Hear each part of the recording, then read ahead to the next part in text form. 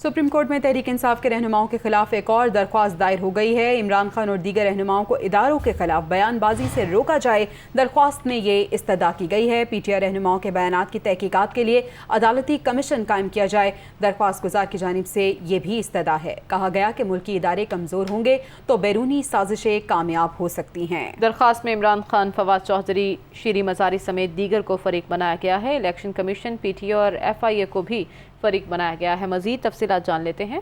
हमारे साथ मौजूद है नुमाइंदा दुनिया न्यूज़ मोहसिन एजाज। मोहसिन, बताएगा दरख्वास्त किसकी जानिब से दायर की गई और इस्तदा क्या की गई है इस दरख्वास्त में?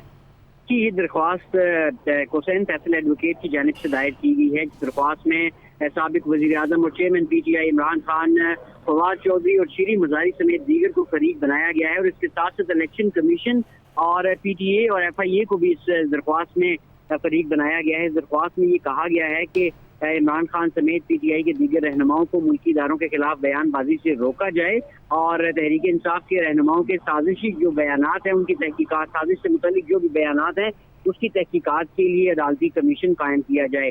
इस पिटीशन में ये मौक़िफ़ भी इख्तियार किया गया है कि इक़्तिदार जाने के साथ इमरान खान ने मुल्क को कमज़ोर करने की तहरीक शुरू की और तहरीक इंसाफ के रहनुमा अदलिया, फौज और इलेक्शन कमीशन समेत दीगर इदारों पर इल्ज़ामात लगा रहे हैं। इस दरख्वास्त में ये भी कहा गया है कि तहरीक इंसाफ के हथकंडे मुल्की सालमियत और बका के लिए खतरा है। मुल्की इदारे कमज़ोर होंगे तो बैरूनी साजिशें कामयाब हो सकती हैं।